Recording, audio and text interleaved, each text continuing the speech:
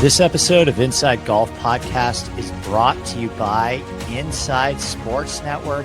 What's up, everybody? It's your boy, Boston Capital Turtle Steve on the Hold the Green podcast. All right, we are live. Tapping birdie. All right, Carson Young is here. I bet Ludwig at 28. Let's go. I bet You him do at, too? I bet him at 25. Low sevens. I think there's some Yeah. guys in here we like. Harris English 7,300. Why the fuck would I not bet Rory?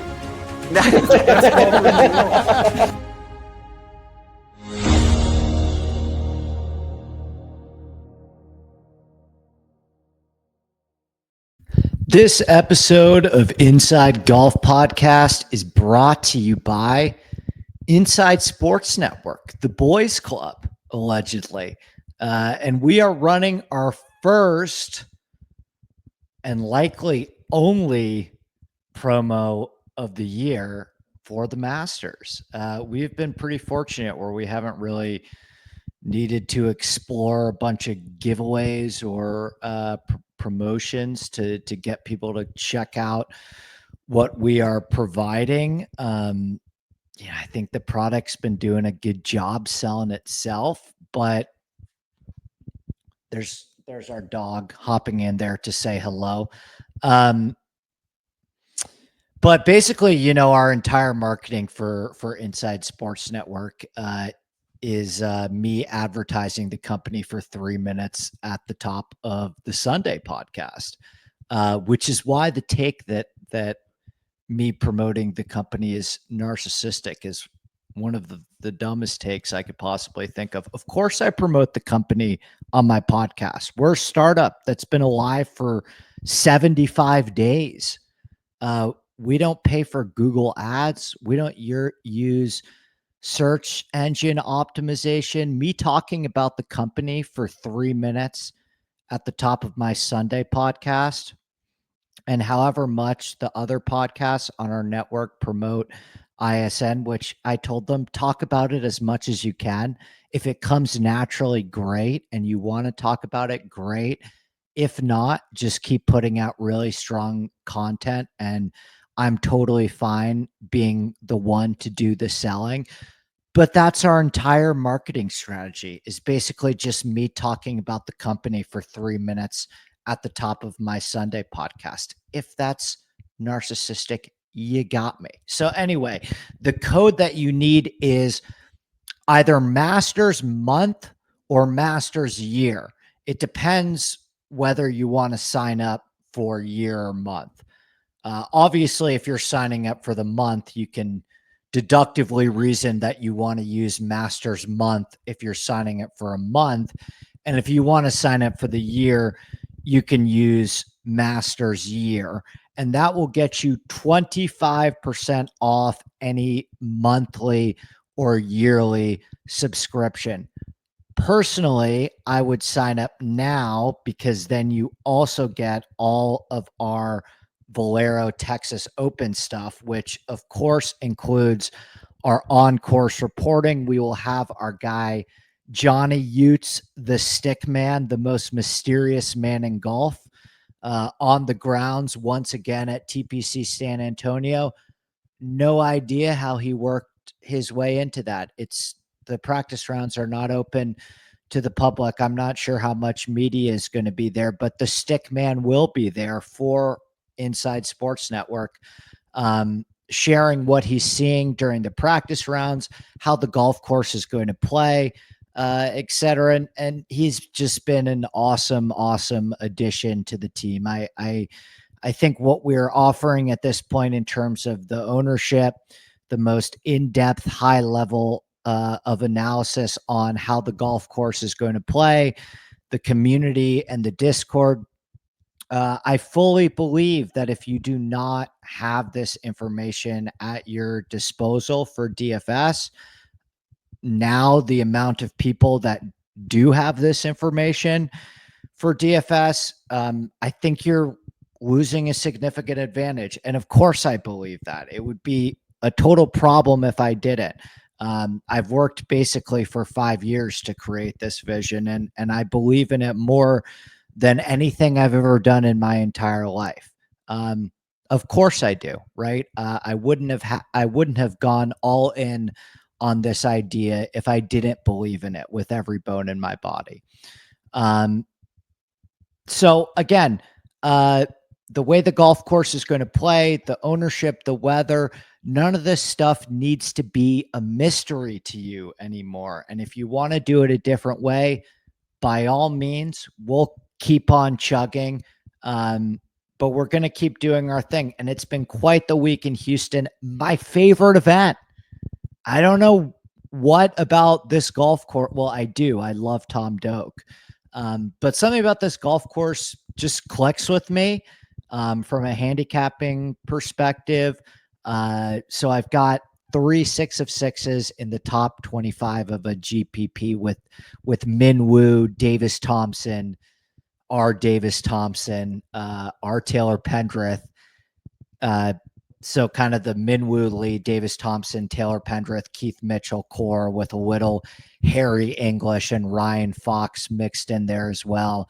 I know so many of our subscribers have Minwoo, Davey T, Pendrith, Mitchell, Ryan Fox everywhere. So hopefully we can have a good run out today. That would be awesome heading into the Masters. And if you want to join in on this community, I promise you can say anything you want about me personally, about my friends, but I promise you that you won't be disappointed in the level of insight and the amount of information that you are getting. So, if you decide to go to battle each week with us, and for the Masters, where practice round information, which I went last year, and cannot emphasize enough how much of an advantage you get from being on site that week. We're going to have that again at ISN, on site at the Masters again. Again, I went last year, and what I was able to pick up from the grounds on site proved completely invaluable. You need to be using this stuff, or you're just going to keep giving up an advantage to all the people who now are. Coupled with the actual right ownership that you could really trust.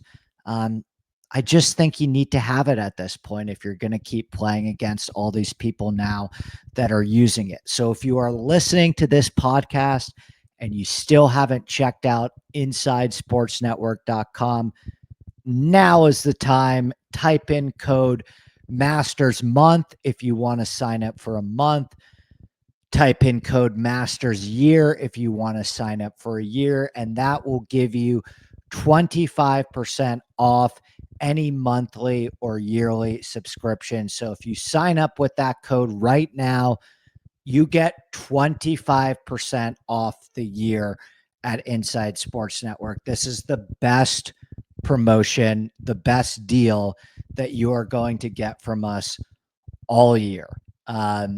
And I promise you, we're just going to keep growing. We're just going to keep chugging. We're just going to keep grinding.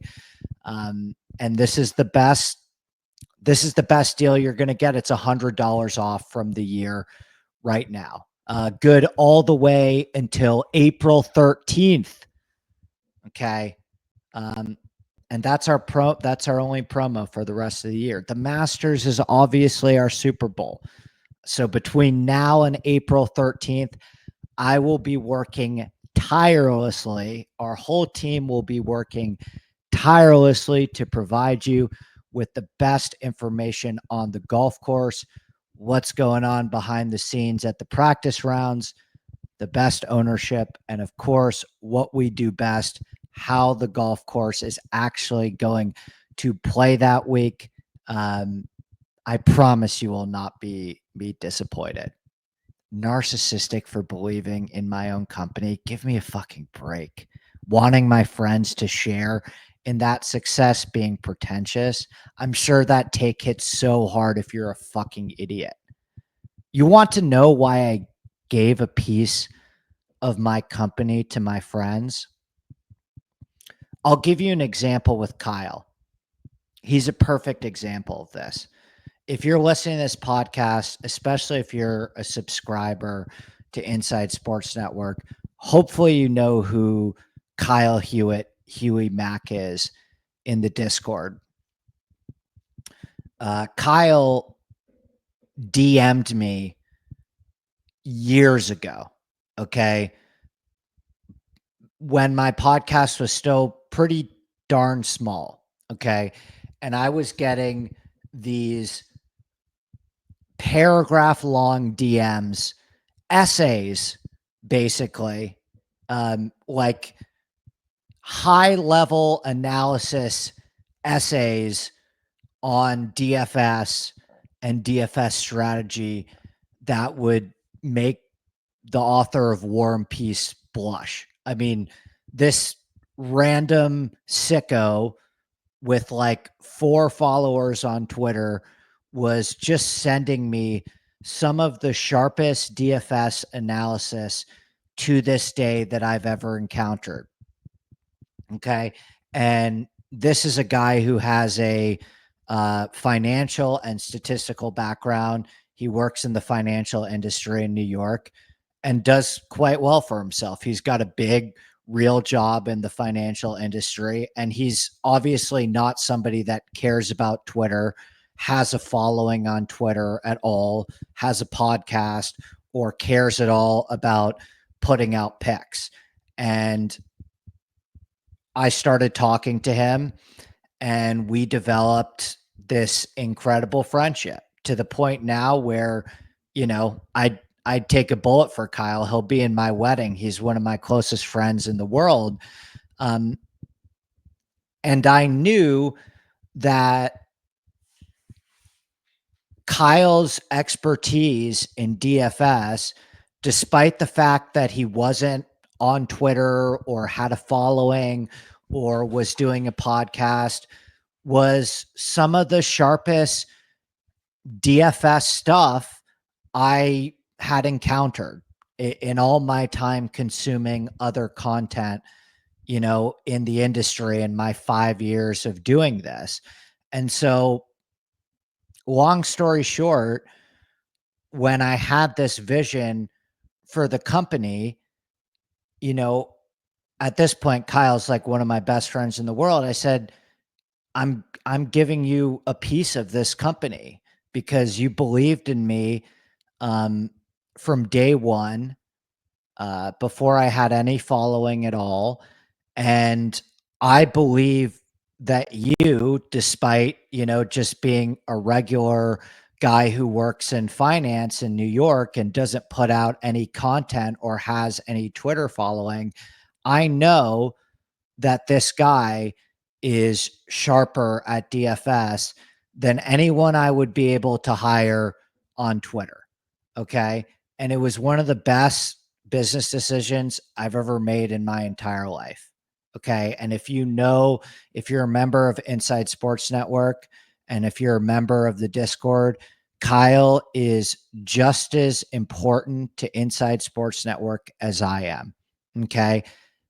He's my co-host on the premium show on Wednesday evenings, and genuinely one of the funniest people to sweat golf with in the universe. And you certainly know that if you're in the Discord. I mean, he bets 7 different tours every single week, is responsible for the ISN Sandu Steam.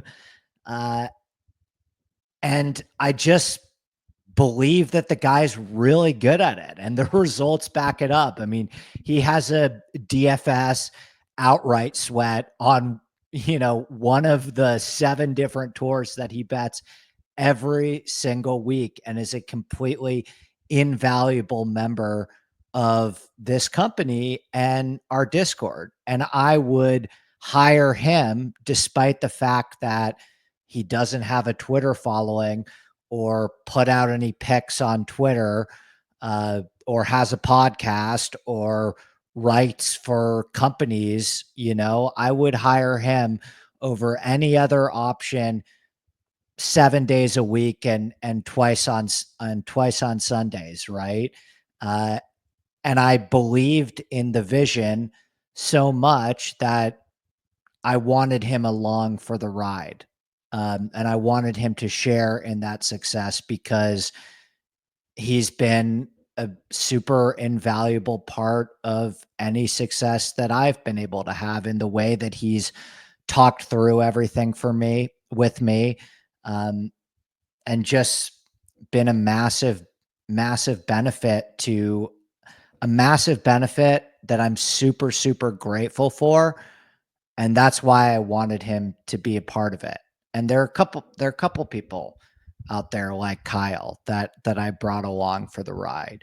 Um, and again, if you know, if you have a problem with me hiring my friends over, I don't know what the other options would be, other people on Twitter that are putting out picks and DFS content, it's quite simply just because I believe in them.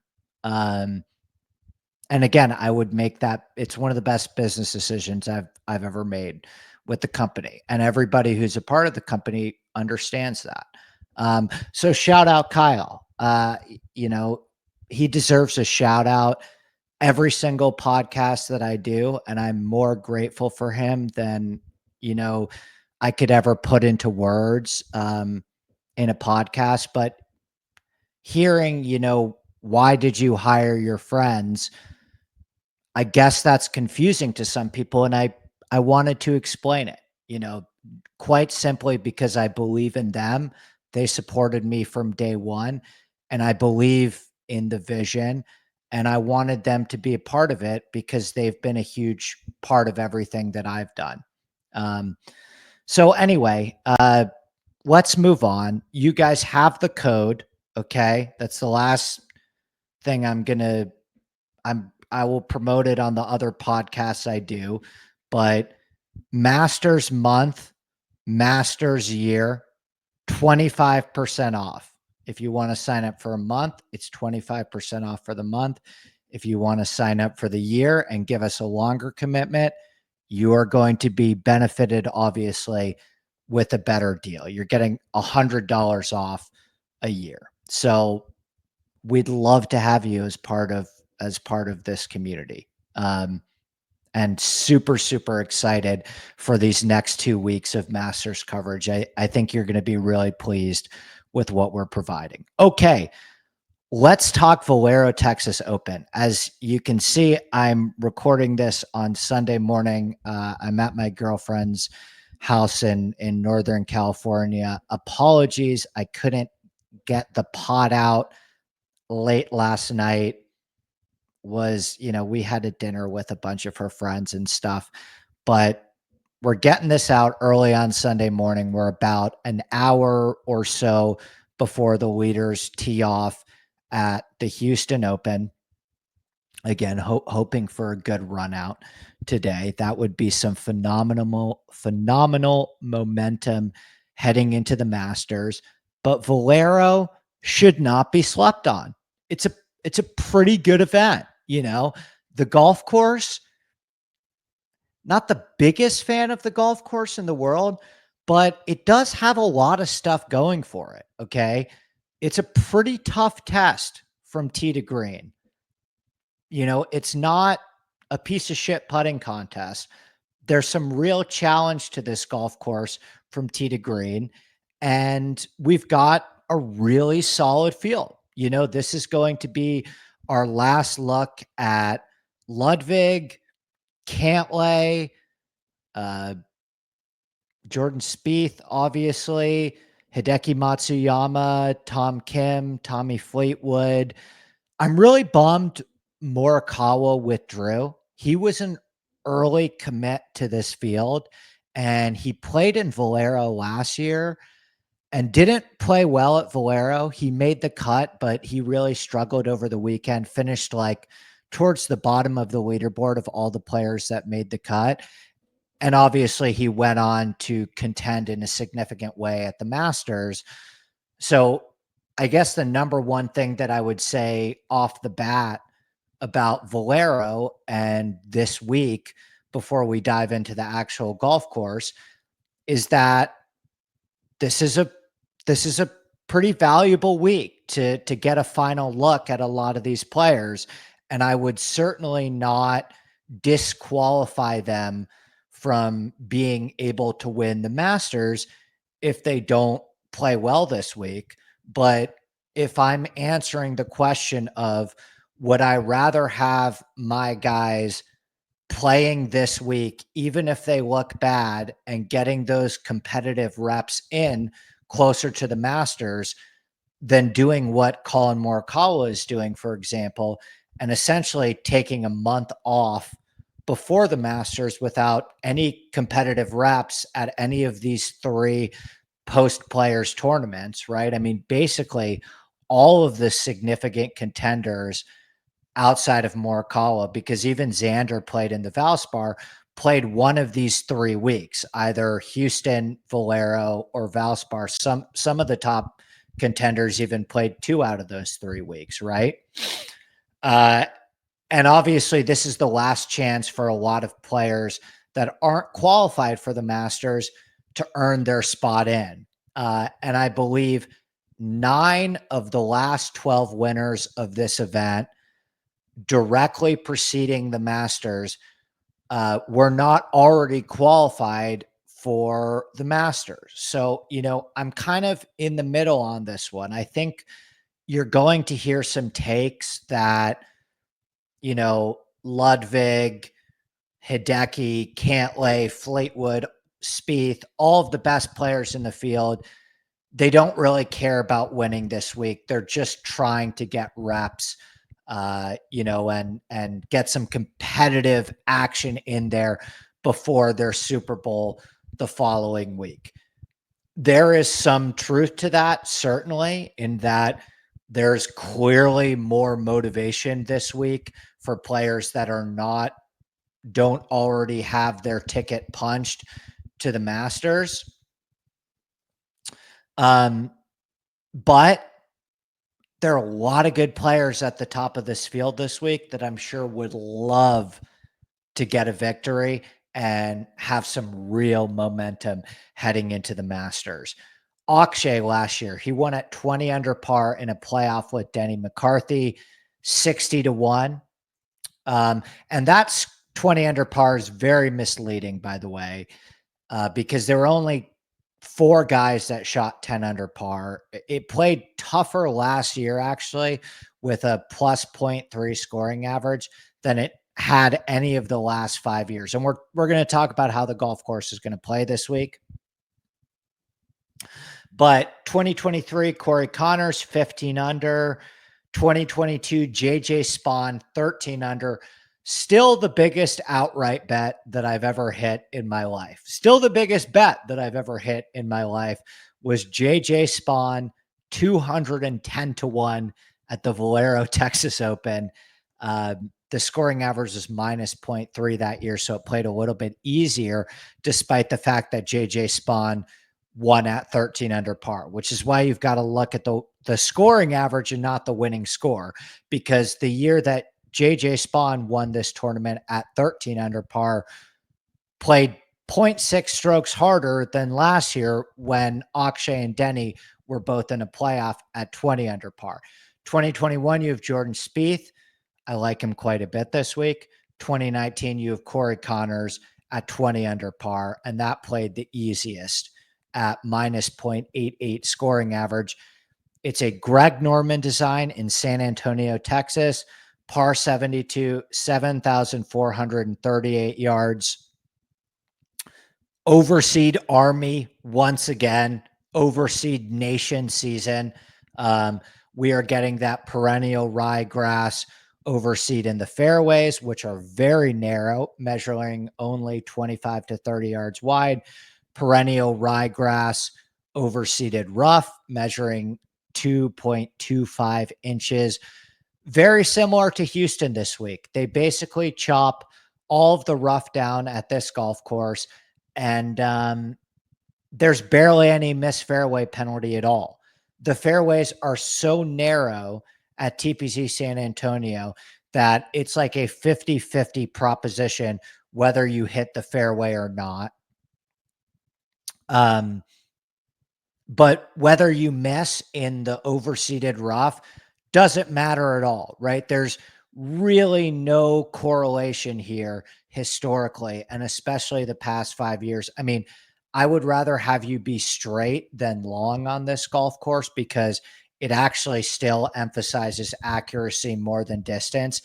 But that's only and this we've seen short hitters compete here time and time again. I mean, for how long of a golf course that is, it's really been this great spot for shorter hitters over the years. And I can explain why that is when we talk a little bit more about the golf course and why this golf course, despite being driver heavy and despite having a very low miss fairway penalty, doesn't really emphasize or accentuate distance at all. I mean, the name of the game here is really just staying out of the Kevin Na areas, right? It's not really a desert golf course like you see in Arizona, but you have these off the fairway areas that are similar to TPC Summerlin in Las Vegas, that are similar to TPC Scottsdale in Arizona, where you just want to stay out of the quote unquote desert, right? And if you can stay out of those areas, whether you're in the fairway or not, completely irrelevant, right? Poa Trivialis overseed on the greens, measuring 6,400 square feet. And the golf course, it's not super visually pleasing or very architecturally inventive or provocative. None of Greg Norman's designs are. I mean, he was, in my opinion, one of the least talented. His talent to volume ratio in terms of the amount of golf courses that he has designed. I mean, the fact that Greg Norman has designed over 50 to 100 golf courses he has his name on, if not more, and not even one of them sniffs the top 100 in America. He's probably got some ones that sniff the top 100 in Mexico outside of the US because he was blessed with land that was close to the ocean and some views. But his architectural insights did not make that golf course any better than the plot of land that it was sitting on. But what we can give Greg Norman, and I've talked about this a million times, breaking down any Greg Norman golf course that we've seen, is he likes to over bunker the shit out of his golf courses, right? Okay, so this golf course has a ton of bunkers. It has a ton of like cavernous, deep greenside bunkers. It's a heavily bunkered golf course where I think it's one of the few weeks on the PGA Tour where I actually think if you're good out of the sand, which is a stat that is pretty overrated in terms of like its actual impact and predictive quality in determining the outcome of tournaments. This is a golf course where I actually do think you really want to look at bunker play, in the sense that if you're not good at this, it's not the end of the world by any means. Trust me, Corey Connors is by no means a great bunker player. But if you do, Akshay actually is, for the record. But if you do have, so is JJ Spawn, and Matt Kuchar and Charlie Hoffman and Jordan Spieth. But if you do have this skill in your arsenal, it's going to be a massive benefit, because what Greg Norman has put together from tee to green here is a over bunkered real challenge. And each of the last 8 years, it is played right around middle of the pack to slightly harder in scoring difficulty. It's an easier golf course on paper than Memorial Park because, the fairways are way narrower at TPC San Antonio than Memorial Park. And Memorial Park can be bomb and gouged in a way that TPC San Antonio just can't. TPC San Antonio is way more visually demanding off the tee. Like TPC San Antonio would be a way more difficult golf course for amateurs than Memorial Park is, because if you start to spray it completely off the tee at TPC San Antonio, if you can't get off the tee consistently as an amateur, you're just going to get killed. For professionals, the the the desert areas, we'll call them, the non-rough areas, if you can keep it between the mustard and mayo here, um, you're not going to have super, super significant problems off the tee. And it's a real second shot golf course at the end of the day. I mean, this is a golf course where you really want to focus on a lot about what we talked about at Phoenix, at TBC Scottsdale. I think that this is a very good comp to Phoenix, uh, aesthetically, based on required skill set, based on how the architecture interacts with the golf course and the skill set that I'm looking for this week. Essentially, at Phoenix, we talk about every year how it's an above average test from tee to green, and you can't really totally bomb and gouge the golf course because there's too much bullshit off the fairways that are penalizing big misses. But the name of the game is position yourself off the tee in the right spots and set up your second shot, because the true way to win this golf tournament is with spike approach play. Okay. And it's plays kind of, you know, between the 10th and 20th golf course on tour in terms of difficulty every single year. And it provides a pretty balanced test that is going to challenge all aspects of a golfer's game. Wind is always a big part of the equation at this golf course. So again, make sure to follow in the Discord for updates on the weather this week. It's a golf course that we've seen weather advantages at in the past. And trust me, how the golf course is going to play this week, whether or not to play a weather edge, we will be on it. We will be on it like like you don't believe. We will overanalyze probably until you're blue in the face on all the different weather angles that you could take on this golf course. And last year, it was pretty firm as far as TPC San Antonio goes. It played about as hard as it has in a decade. It was fairly firm and windy over the first 3 days of tournament play. And then it played super easy on Sunday. And that's the round where Denny McCarthy was able to go super, super low. So again, do not be fooled by Akshay and Denny both getting to 20 under par. Only 4 players got to 10 under on the entire week.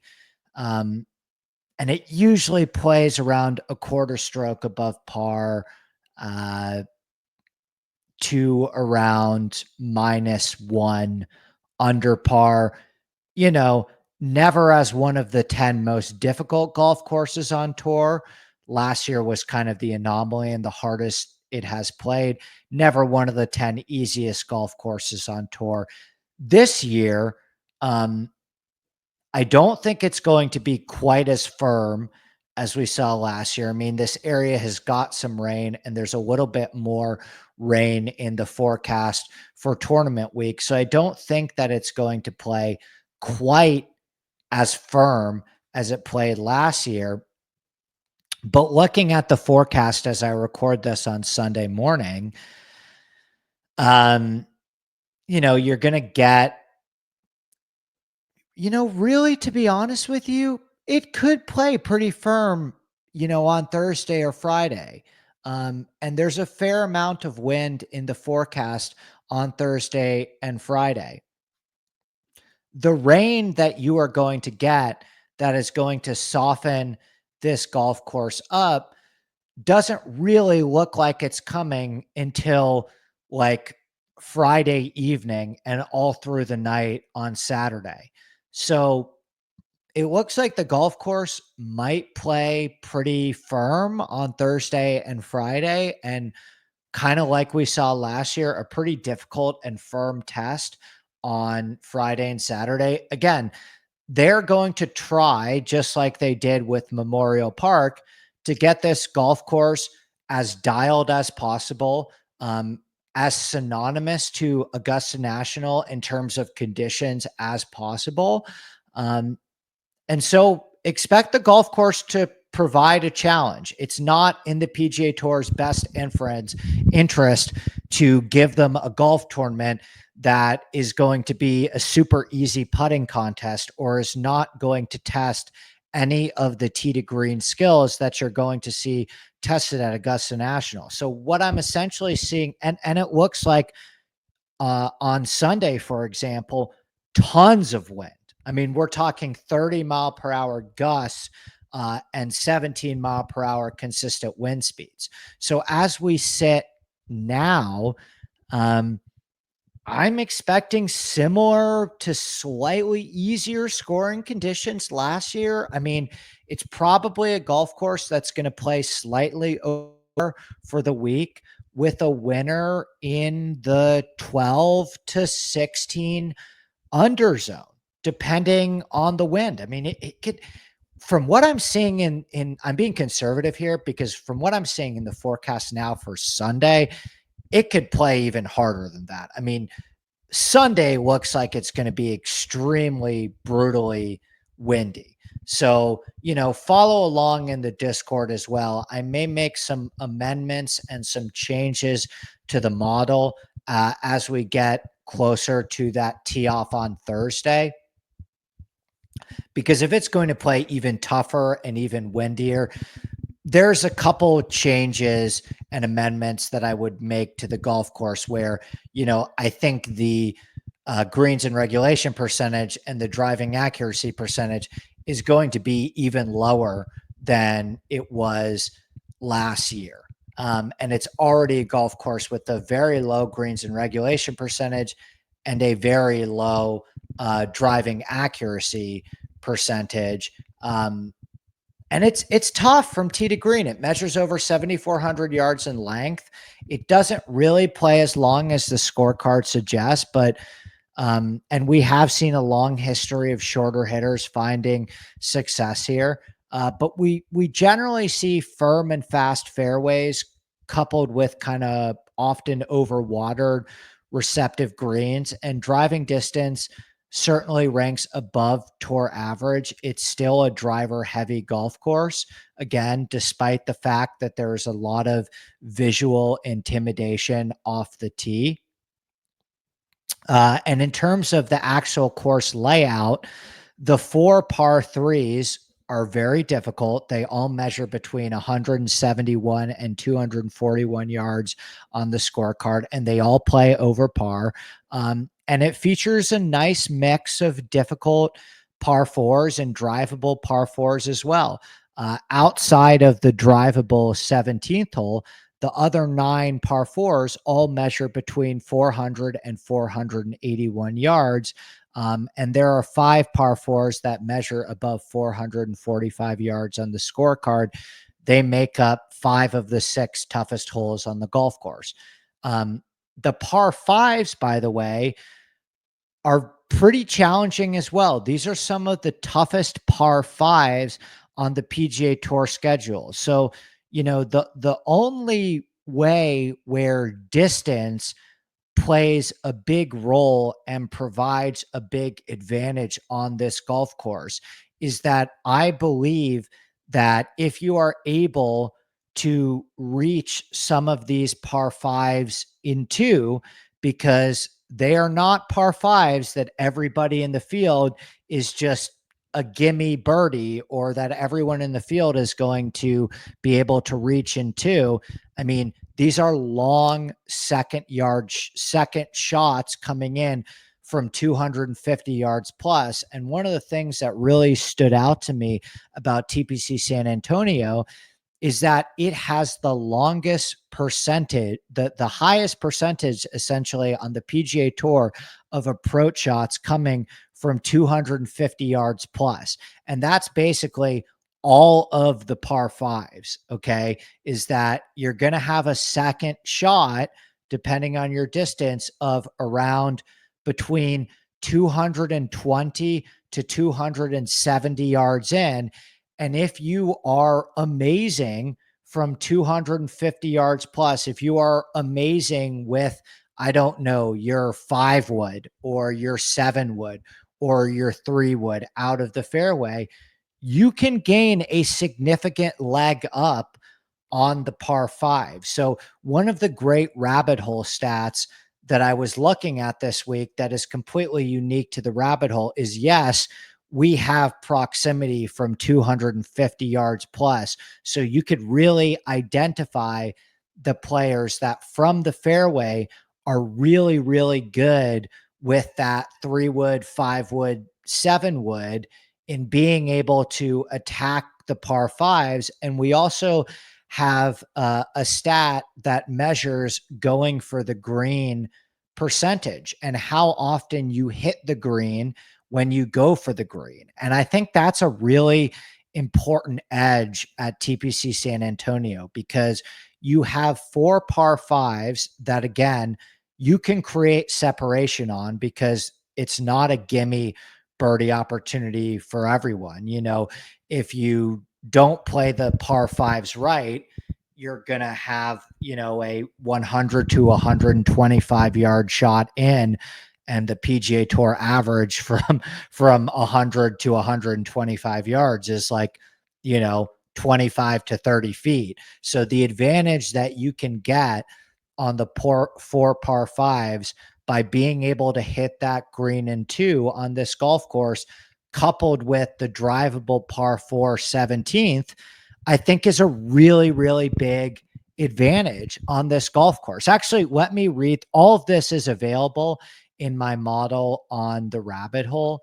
But some of the players that are great at hitting the green in 2 shots and have a great proximity from 250 yards plus, I'll give you a few of them that stick out.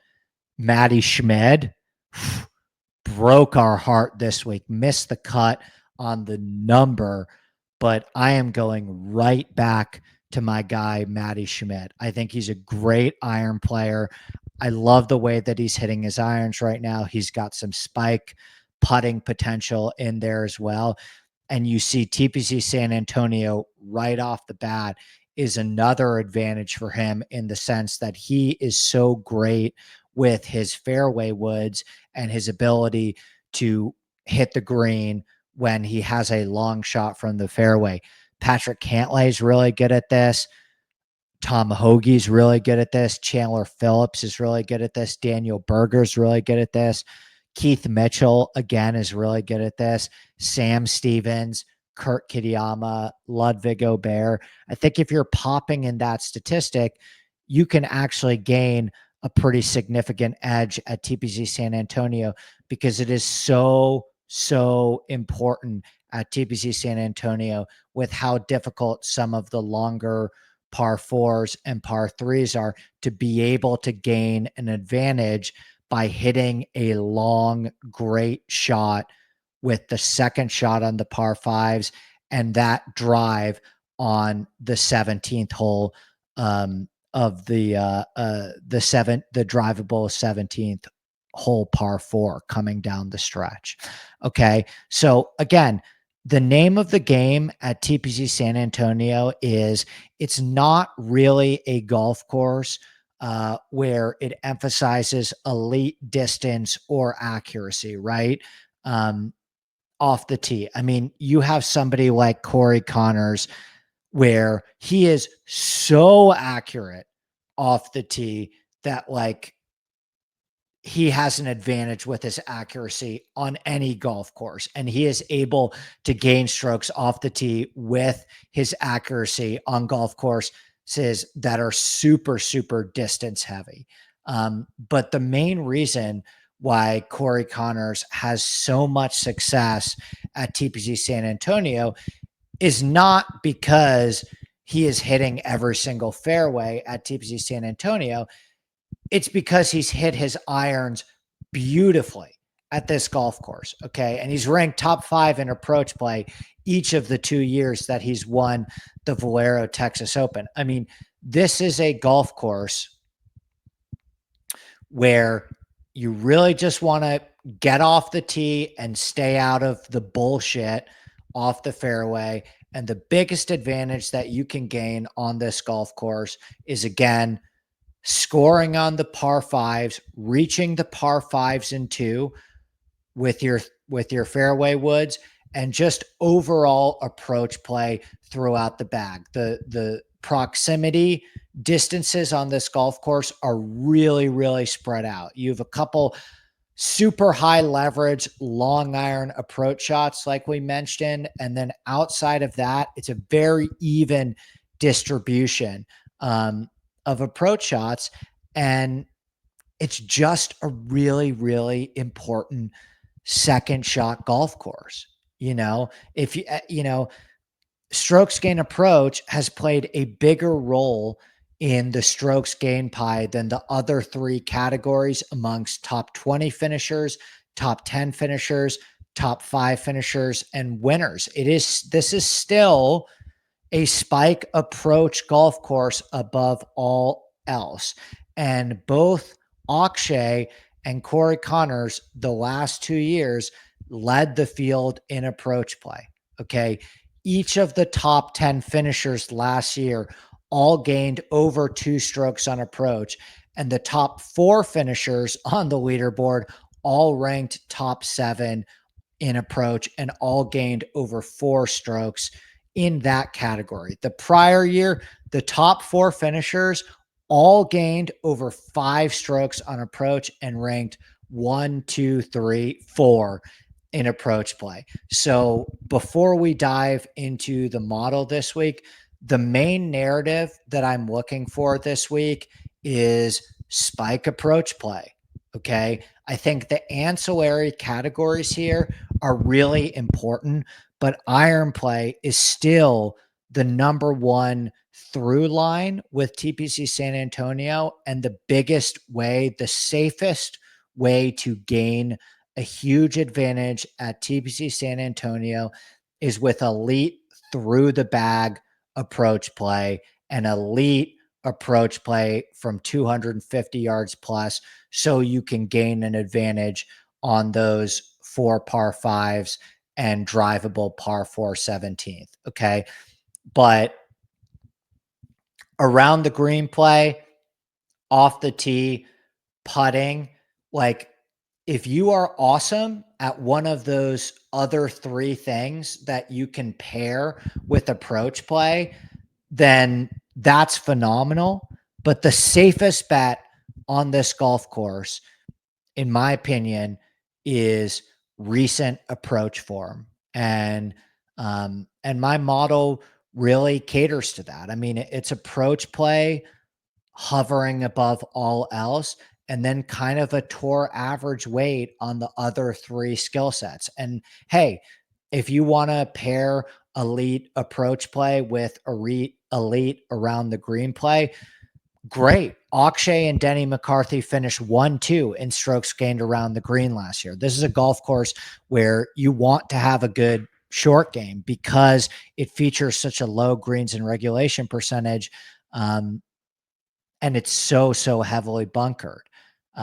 But again, narrative this week, overall approach play, long iron approach play to get that second layer of an advantage, and then kind of a balanced skill set all across the rest of the bag.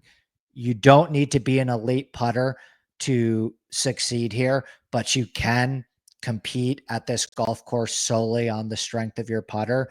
You don't need to have an elite short game, and you don't need to be an elite driver of the ball. You really just want to be super, super awesome on approach. And if you have 1 or 2 of those ancillary skills, whether it's around the green play, putting, or off the tee to pair that with approach, that's generally how the leaderboard has shaken out at TPC San Antonio over the years. The last thing that I would mention about TPC San Antonio before I dive into the model and my early leans, course history really matters on this golf course. I have this golf course as the second highest weight, or excuse me, the 4th highest weight after Augusta, Bay Hill, and Riviera in course history on the entire PGA Tour. And this has been a golf course that certain players, I'm looking at you, Chuck Hoffman. I'm looking at you, Martin Laird and Brant Snedeker and JB Holmes and Matt Kuchar and Corey Connors, obviously, and Jordan Spieth. This actually is a golf course where certain players can kind of show up here and finish highly, even if they're not in great tee to green form, which is somewhat confusing because it is a tough golf course from tee to green and a tough execution test. But this is really a golf course where I have one of my highest course history weights on the PGA Tour. Is that this golf course has proven time and again that certain players just get comfortable here with the sight lines. I don't know if it's because this golf course is such a visually intimidating golf course off the tee, and there's some real strategy to this golf course about whether you want to go for it in certain holes.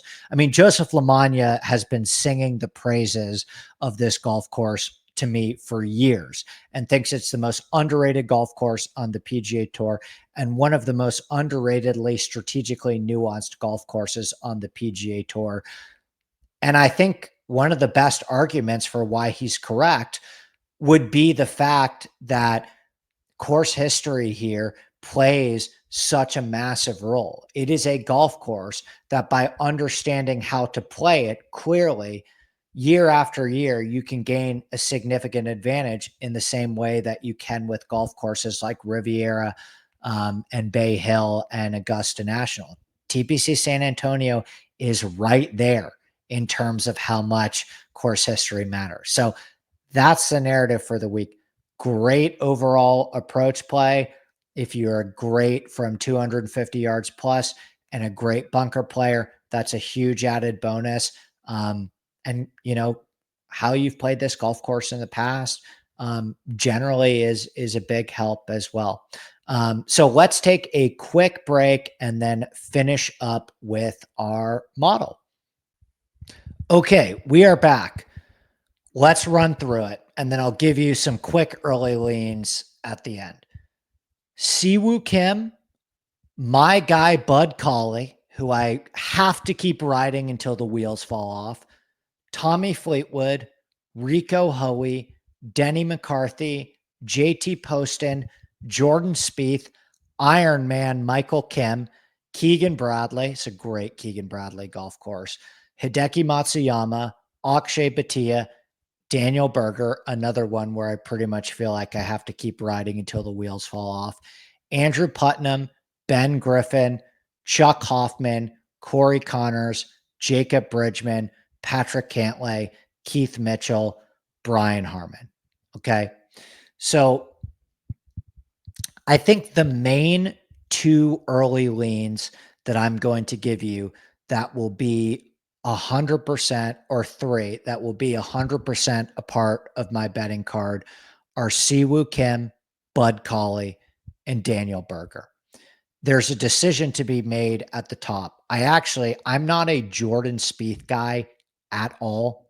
I can't tell you the last time that I've bet on Jordan Spieth to win a golf tournament, and just the overwhelming sentiment of being lower on Spieth than consensus and never betting this guy to win has proven I haven't been burned, right? It's proven to be quite profitable for me over the years. I think this is a Jordan Spieth win spot. What he did with his irons last time he played at the Valspar, it was one of his best iron performances of the last 2 years. And this is obviously a golf course where he's extremely comfortable at. Like I really, sometimes we think about like course history donkeys. This really is a golf course to be a course history donkey. Okay. Like the guys that have been playing Charlie Hoffman here every single year have continued to get it right. I don't think I'm going to bet Chuck Hoffman this week, although he's playing well at Houston. He was a play for us in Houston and successfully made the cut.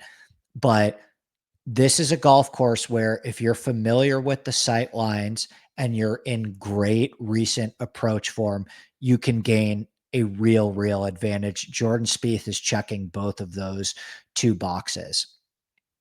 And then in terms of Bud Cauley, um, my numbers have just absolutely loved the guy for a month straight. And I said at the Valspar after he contended at the Players Championship that I really think with Bud, I don't know if it's going to be a Michael Kim situation where he just gets hot for a month, but I'm going to keep riding this guy until the wheels fall off. My numbers continue to show that Bud Cauley is just playing some phenomenally well-rounded golf right now.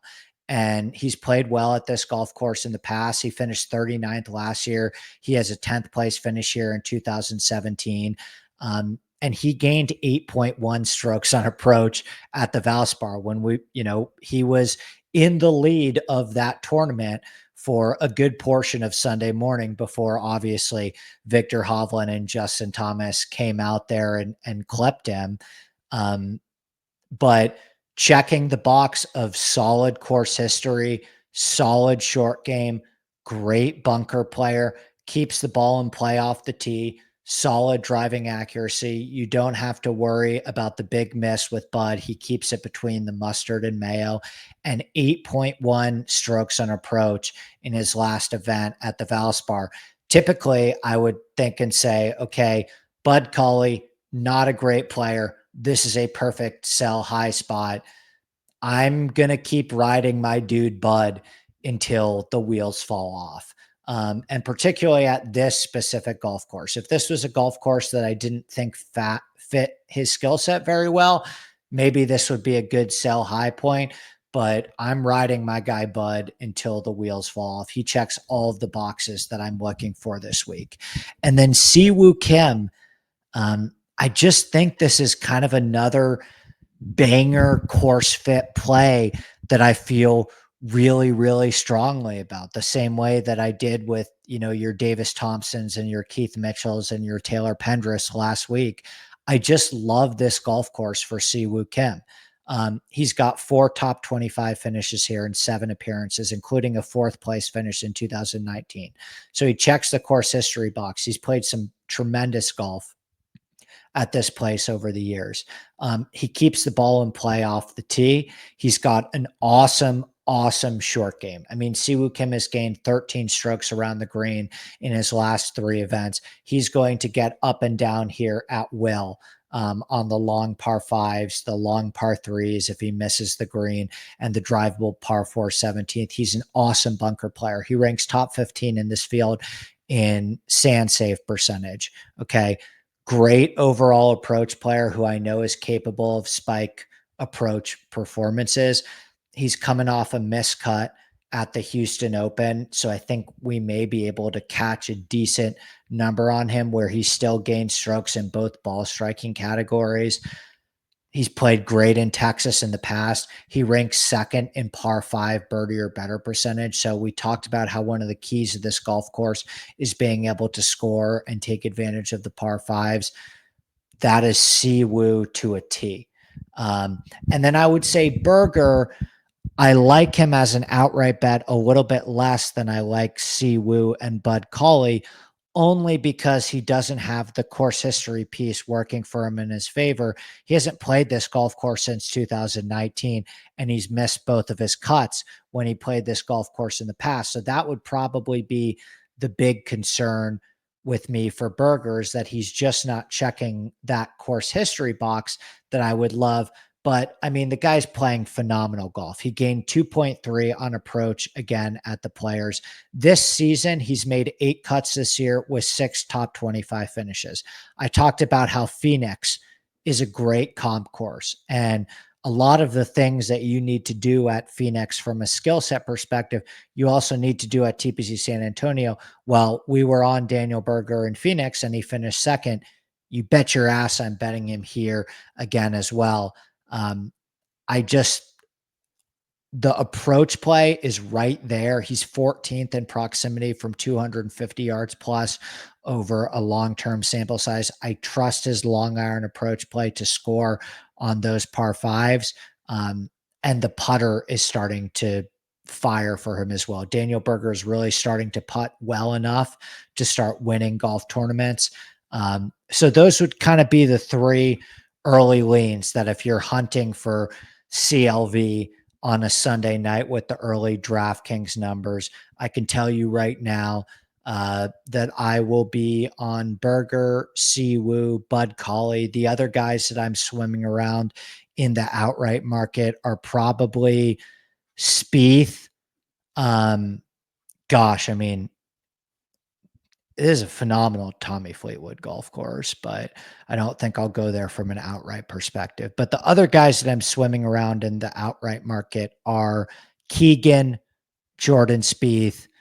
Gosh, my numbers freaking love Akshay here. Of course, it's a good golf course for him. Can we go back to back? I usually don't bet players that to go back to back, but Akshay is playing some phenomenal golf right now, checking obviously all of the boxes that I'm looking for. I have no reason to believe at a golf course that accentuates course history more so than nearly any golf course on the PGA Tour that a player like Akshay or Corey Connors wouldn't continue to just shove here. I mean, this is the golf course of all golf courses on the PGA Tour that you just play the guy that always plays well here, which is why this is the most that I've considered Jordan Spieth for an outright bet in a long time. But that will do it for me. We are already up against the hour mark. Good luck with the final round of the Houston Open. I will certainly be sweating it. And again, Masters month or Masters year gets you 25% off either of those two packages at InsideSportsNetwork.com.